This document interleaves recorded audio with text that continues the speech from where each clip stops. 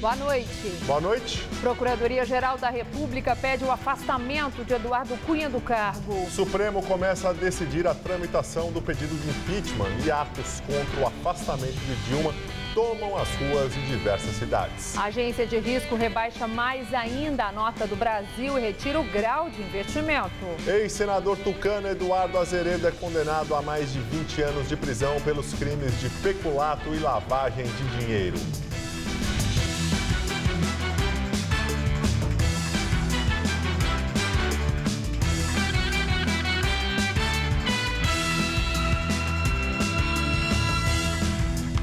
Procuradoria-Geral da República pede ao Supremo Tribunal Federal o afastamento do presidente da Câmara, Eduardo Cunha.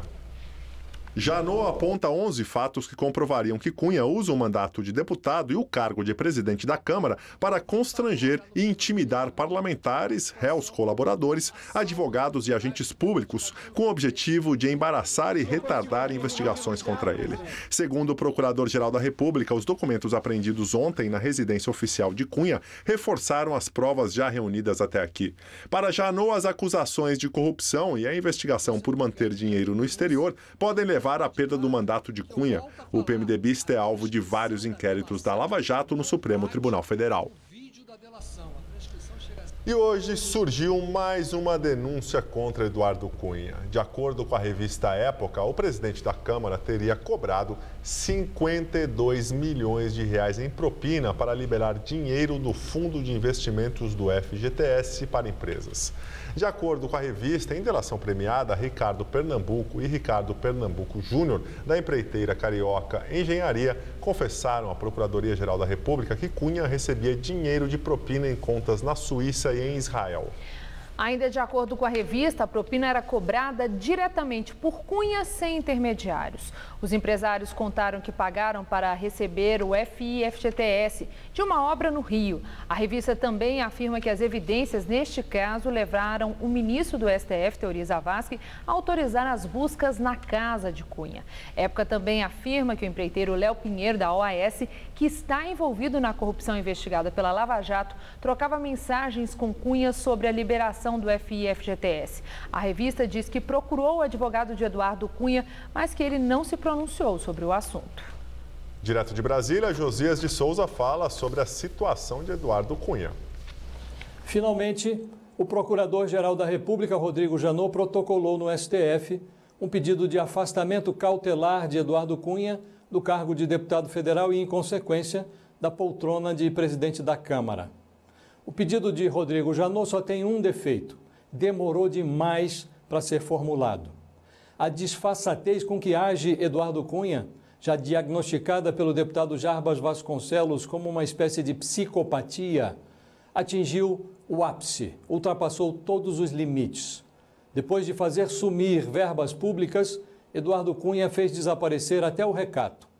Hoje mesmo, o deputado driblou uma assessora do Conselho de Ética da Câmara para não receber uma notificação sobre a abertura do processo que pode resultar na cassação do mandato dele. Eduardo Cunha age assim, com disfarçatez absoluta. Nas palavras do Procurador-Geral da República, o afastamento dele é necessário para assegurar a ordem pública e também as investigações que correm contra ele na Justiça e no Conselho de Ética da Câmara. Simultaneamente, no mesmo dia, hoje, a revista Época divulgou uma notícia sobre um outro esquema envolvendo Eduardo Cunha. Dessa vez, cobrança de propinas para a liberação de investimentos do FGTS, coisa de 52 milhões de reais. Ouvido, Eduardo Cunha diz que o Procurador-Geral da República está fazendo uma cortina de fumaça para desviar a atenção do impeachment. O deputado não muda nem o semblante ao falar. Ele parece convencido de que veio ao mundo como exemplo. Resta saber de quê. Boa noite. O STF começou a discutir hoje qual será o rito do pedido de impeachment da presidente Dilma Rousseff no Congresso Nacional. As principais questões são se Dilma deveria ter sido ouvida antes da aceitação do pedido, se a eleição da comissão especial na Câmara poderia ter sido secreta, se o Senado tem o poder de derrubar a decisão da Câmara e em qual momento Dilma deve deixar o cargo se o processo for aberto. Rodrigo Janot, chefe do Ministério Público Federal, entende que Dilma só pode ser afastada se o Senado decidir instaurar o processo de impeachment e que a eleição teria de ser aberta na comissão da Câmara. O ministro Edson Fachin, relator, votou contra a tese de recuar o pedido de impeachment na estaca zero, como queria o PCdoB, autor da ação no Supremo. Segundo Fachin, o impeachment é da mais alta magnitude jurídica e o STF deve agir como guardião da Constituição. Ele também rejeitou o pedido para que o presidente da Câmara dos Deputados, Eduardo Cunha, seja afastado do comando das decisões sobre o impeachment.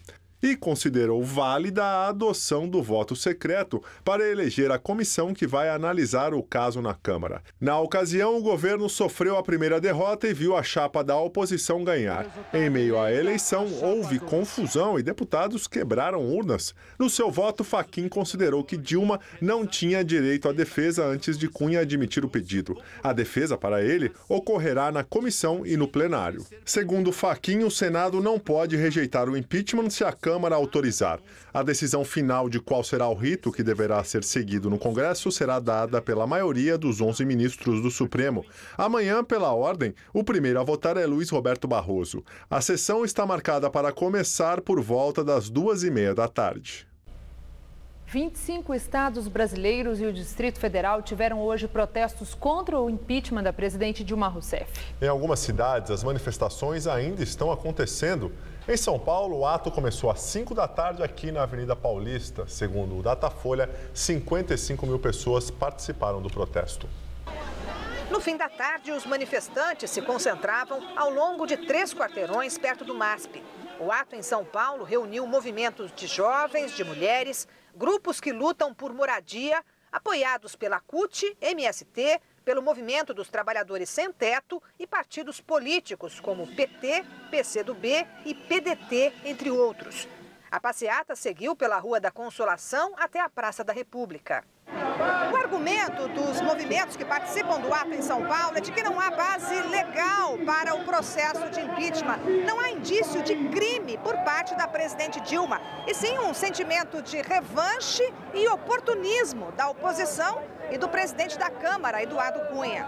Esse ato entende 3 coisas. Primeiro, que tem que ter o fim do golpismo. Nós não achamos que existe impeachment, existe golpe. Segundo, esse ato pede o fora Cunha. É um desrespeito para o Brasil ter um sujeito desse naipe na presidência da Câmara dos Deputados. Então, fora Cunha e toda a sua corja. E em terceiro, é um ato que nós queremos que acabe imediatamente a política de ajuste fiscal no Brasil. Os atos em defesa do mandato da presidente Dilma ocorreram 3 dias após as manifestações do domingo a favor do impeachment, que reuniram em São Paulo 40 mil pessoas, segundo o Datafolha. O presidente do Senado, Renan Calheiros, culpou Michel Temer pela crise interna no PMDB e comentou a decisão do partido de restringir novas filiações de deputados federais. Uma estratégia que barra o esforço do deputado Leonardo Pisciani de retomar a liderança da bancada. Um partido democrático que não tem dono, que se caracteriza por isso, fazer reunião para proibir a entrada de deputado, isso é um retrocesso que deve estar fazendo o doutor Ulisses tremer na cova. O presidente Michel é o presidente do partido. Se alguém tem responsabilidade com relação a isso, é o presidente Michel. Eu acho que o PMDB tem muita culpa. Quando o PMDB foi chamado para coordenar o processo político do governo, da coalizão, o PMDB se preocupou apenas com o RH. O PMDB perdeu a oportunidade de qualificar a sua participação no governo. O presidente Michel Temer disse que é presidente nacional do PMDB e que o partido não tem dono nem coronéis. Temer ressaltou que as decisões são baseadas no voto, são democráticas e legítimas. Em Brasília, o presidente Dilma Rousseff participa de cerimônia com os novos oficiais generais das Forças Armadas. É a primeira aparição pública ao lado do vice Michel Temer, depois que ele enviou uma carta se queixando do tratamento que tem recebido. A cerimônia aconteceu no Clube do Exército e um detalhe inesperado chamou a atenção. A banda militar tocou a música Amigos para Sempre. O tradicional almoço de confraternização de fim de ano reúne os oficiais que atingiram o generalato do Exército, Marinha e Aeronáutica. Dilma falou sobre a política de defesa para a proteção da soberania do país e se comprometeu com a valorização funcional da carreira militar, mesmo em um momento de reequilíbrio fiscal. A agência de classificação de risco Fitch rebaixa a nota e retira o selo de bom pagador do Brasil. O rating do país foi cortado de BBB- para BB+, o primeiro degrau do que é considerado o grau especulativo. Foi o segundo rebaixamento da nota brasileira feito pela agência em 2 meses. A perspectiva permanece negativa, o que significa que a Fitch pode voltar a rebaixar o Brasil nos próximos meses. A decisão ocorre um dia após o governo enviar ao Congresso uma proposta de redução da meta fiscal de 0,7% para 0,5% do PIB em 2016. Além da Fitch, a Standard & Poor's já havia cortado a nota brasileira em setembro. O ministro da Fazenda, Joaquim Levy, avaliou como séria a perda do grau de investimento do Brasil e disse que é preciso agir.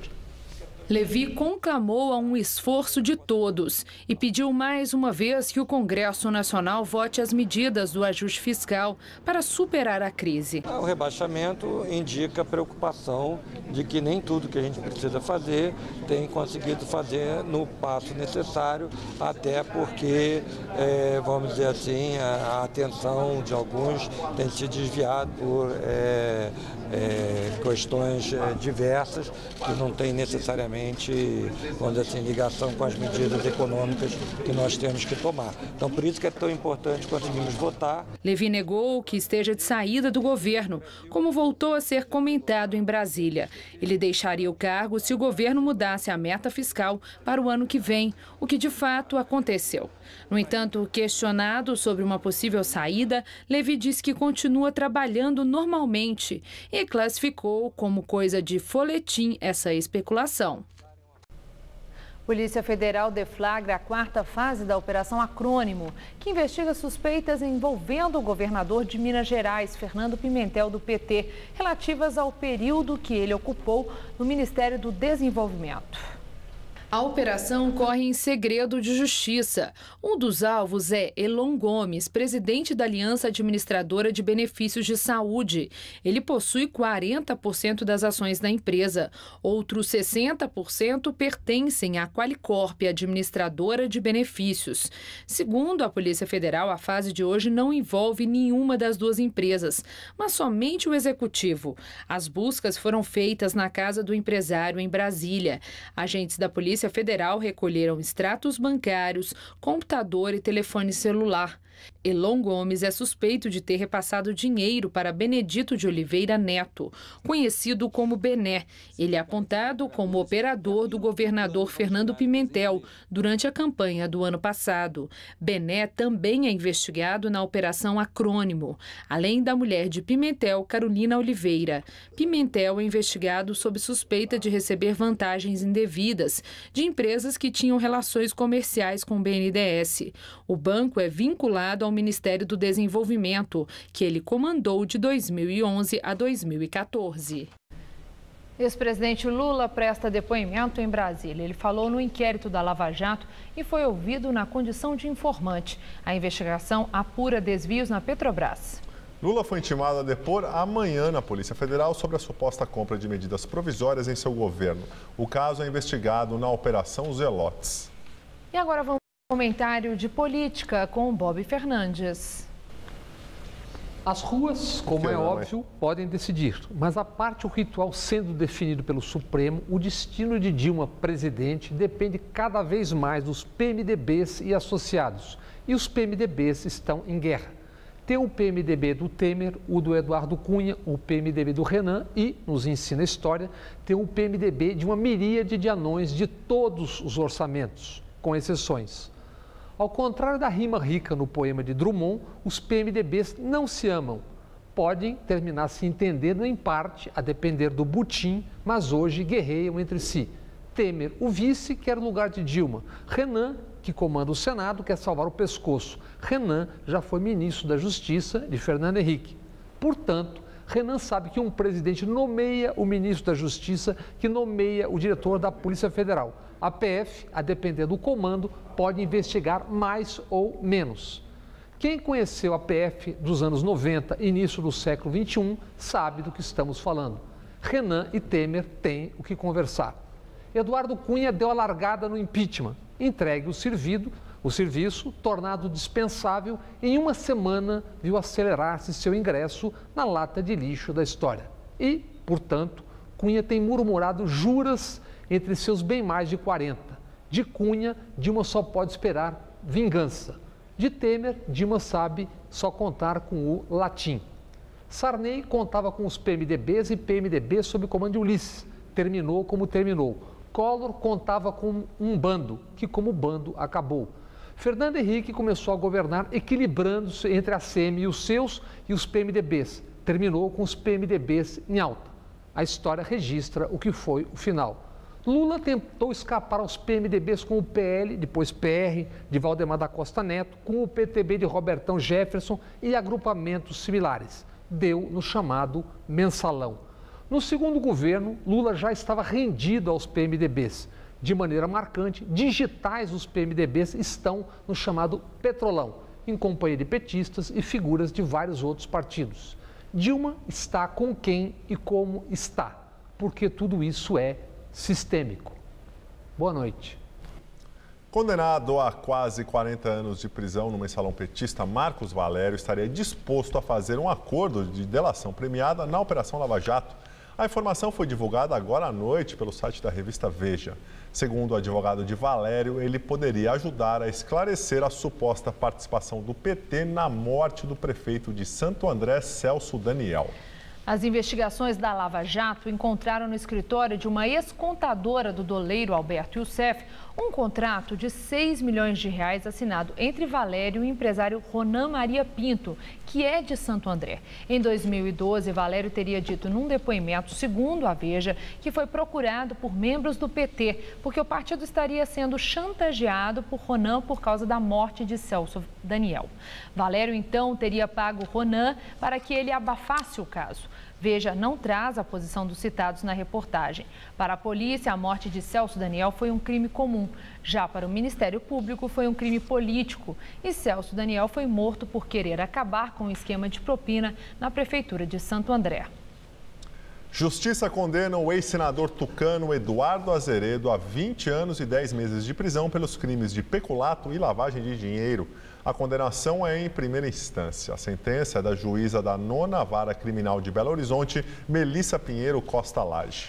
Azeredo foi condenado por crimes cometidos durante a campanha eleitoral para sua reeleição ao governo de Minas Gerais em 1998. Como a decisão é de primeira instância, Azeredo pode recorrer em liberdade. Falta apenas uma semana para o verão, mas os paulistanos já sentem como se estivessem na estação mais quente do ano. Os últimos dias têm sido de muito calor e marcados pelas chuvas no final da tarde. E como será que fica o tempo amanhã? Vamos à previsão com Luciana Magalhães.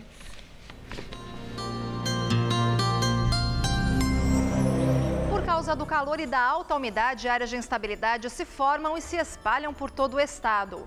Essas áreas espalham muitas nuvens. Por causa disso, o sol não aparece forte, mas nem por isso deixa de esquentar e o ar fica bem abafado. E a associação do calor e da alta umidade provoca pancadas de chuva típicas de verão em todo o estado.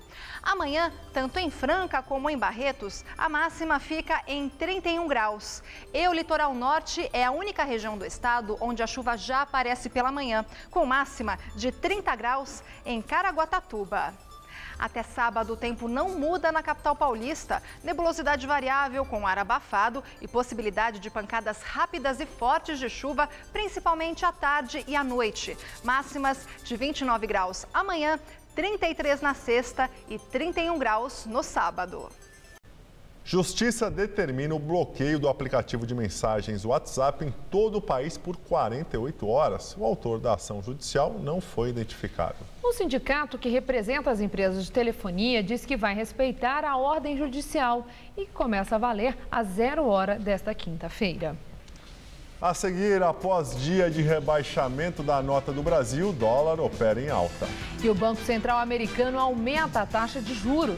É a primeira vez em 10 anos que o Federal Reserve adota a medida. Tá vendo só? Aqui todo mundo é osso duro na queda.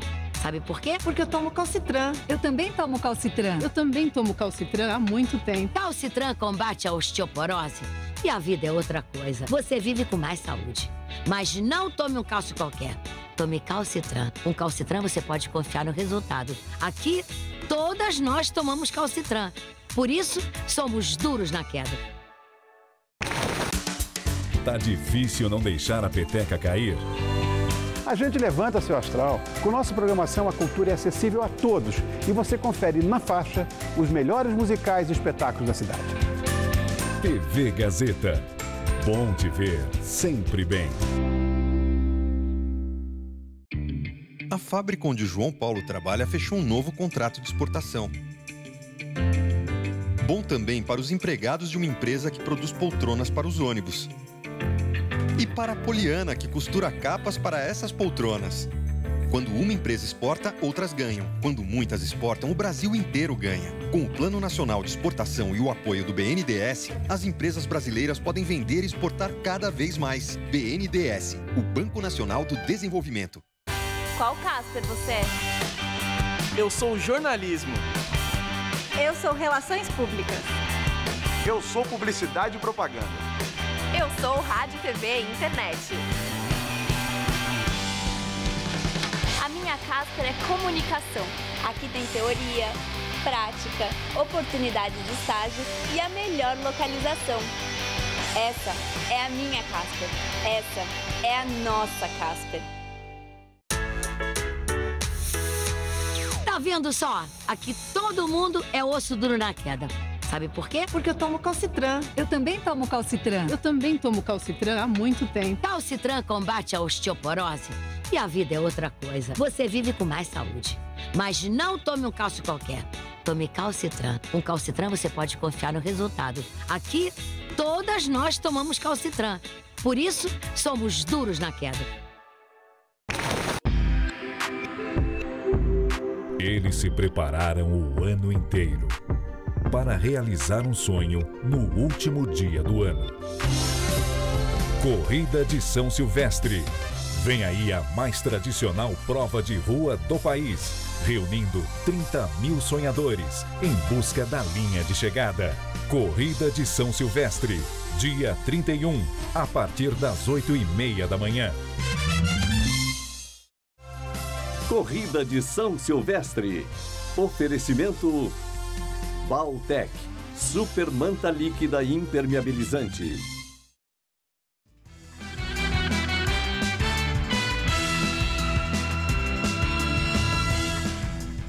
Após o país perder o grau de investimento, o dólar fechou em alta a R$ 3,92. Ao longo do dia, a moeda americana chegou a bater nos R$ 3,96, mas depois recuou. O Banco Central americano aumenta os juros pela primeira vez em quase 10 anos. As taxas foram mantidas perto de zero desde a crise financeira e agora ficam entre 0,25,5 ponto percentual. O Federal Reserve diz que o Comitê de Política Monetária levou em conta a melhora no mercado de trabalho este ano e está razoavelmente confiante de que a inflação vai subir a médio prazo para a meta de 2%. E agora vamos ao comentário de economia com Vinícius Torres Freire. O crédito do Brasil piorou na praça. Os Estados Unidos começaram a aumentar a taxa de juros deles, depois de 7 anos no zero. O ministro da Fazenda, Joaquim Levy, é praticamente um zumbi no cargo. A equipe dele já está saindo. Sempre se disse que essas notícias juntas provocariam um novo tumulto na economia brasileira, a começar por uma nova alta do dólar e dos juros. Vamos ter tumulto? Só por isso, provavelmente não. Essas notícias já eram bem esperadas por quem tem muito dinheiro e quem mexe com muito dinheiro, o dito mercado. Isso quer dizer que não vai acontecer nada? Claro que não. Vai ficar mais difícil para o país sair da crise, no mínimo. Hoje, outra empresa que classifica a capacidade de um país ou empresa pagar suas dívidas rebaixou a nota do Brasil. Isto é, diz que é mais arriscado emprestar dinheiro para o governo do Brasil. Como uma ou outra dessas empresas já havia rebaixado o Brasil, agora os empréstimos externos para empresas e para o governo vão ficar um pouco mais caros. Um pouco, porque os donos do dinheiro grosso do mundo já estavam cobrando mais caro faz tempo, pois a economia aqui está uma bagunça. Juros mais altos nos Estados Unidos acabam por elevar os juros aqui também, no médio prazo. A fraqueza do ministro Levy levanta suspeitas de que a presidente Dilma Rousseff pode nomear um ministro fraco e, pior, que vai desistir do projeto de arrumar as contas do governo, o que também ajuda a encarecer os juros no país. Em suma, apesar de serem esperadas, todas essas más notícias vão deixar os juros um pouco mais altos, o que dificulta a recuperação da economia e aumenta ainda mais a dívida do governo, que fica sem dinheiro para fazer qualquer outra coisa ou tenta, para evitar isso, aumentar impostos. Na prática, isso tudo quer dizer que as chances de recuperação da economia em 2016 estão praticamente zeradas. Com sorte, vai haver alguma espécie de estagnação. Pode ser pior, pode ser melhor, caso se resolva a crise política. Mas a confusão política só piora. A gente não sabe qual será o governo em 2016, nem que novo governo pode haver, pois muito político ainda pode ir para a cadeia. A gente está totalmente no escuro. Vamos ter de acender muita vela neste final de ano. Boa noite. A edição das 10 do Jornal da Gazeta termina aqui. Uma boa noite. Fique agora com o Rony Fono, todo seu. Uma ótima noite para você.